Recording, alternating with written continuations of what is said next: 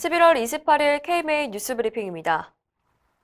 전문의처럼 약사도 특정 분야를 다루는 전문 약사가 나올 전망입니다.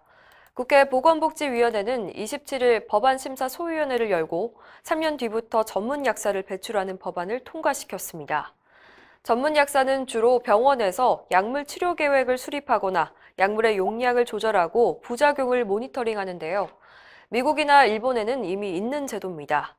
그런데 의료계는 이 전문 약사 제도를 경계하고 있습니다. 병원급에서는 어느 정도 필요하지만 동네 약국으로 확대할 경우 약사들이 직접 환자를 치료하는 이른바 약료 행위가 기승을 부릴 것이라는 겁니다. 국회에서도 전문 약사 자격이 동네 약국까지 번져나가면 약료 수가를 만들어달라는 요구가 나올 거란 지적이 나왔습니다. 또 약사 얘기입니다. 늦은 밤 시간대에 문을 여는 약국, 소위 심야 약국 운영을 지자체에서 해달라고 약사들이 요구하고 있습니다. 대한약사회는 27일 지자체장들을 앞으로 공공 심야 약국 도입을 요청했는데요. 심야 시간대와 공휴일에 운영하는 약국을 지정해서 예산을 지원해달라는 겁니다. 얼핏 들으면 국민에게 좋을 것 같지만 의료계는 반대하고 있습니다. 약사들이 불법으로 진료하고 전문 의약품을 판매할 수 있다는 우려 때문입니다. 의협은 공공심야 약국 대신에 이미 설치돼 있는 응급의료기관이나 야간과 주말에 진료하는 의원급 의료기관을 활용하는 것이 훨씬 효율적이라는 입장입니다.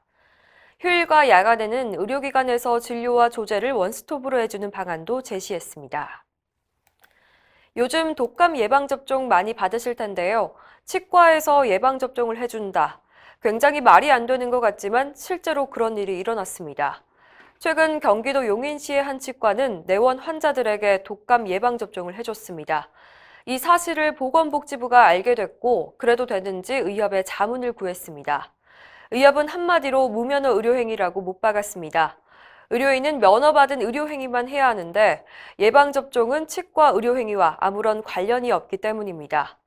의협은 체계적인 교육과 훈련을 거친 의사들만 예방접종을 시행하고 있다며 치과 의사가 하게 될 경우 국민 건강에 심각한 위해를 끼칠 수 있다고 경고했습니다. 의료계가 결사적으로 반대하고 있죠. 국립공공의료대학, 줄여서 공공의대 신설이 국회에서 일단 보류됐습니다.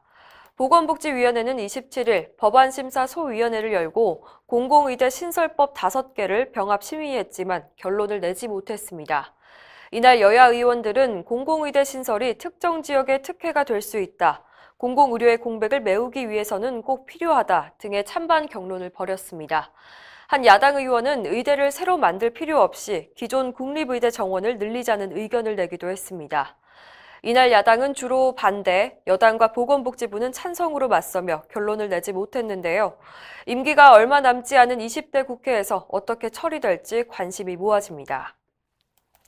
한약을 먹으면 임신할 수 있다는 한방 난임 치료, 안하니만 못하다는 목소리가 의학계에서 이어지고 있습니다. 얼마 전 동국대 한의대에서 발표한 연구 결과를 보면 한방 난임 치료로 임신에 성공한 비율이 14%인데요. 이게 창피한 수준이라고 합니다.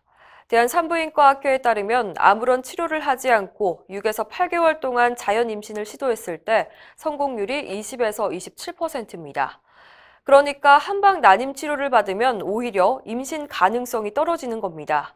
또 한방 난임 치료 결과 기형아가 1명도 나오지 않았다는 발표 역시 고작 7명의 신생아를 대상으로 한 겁니다.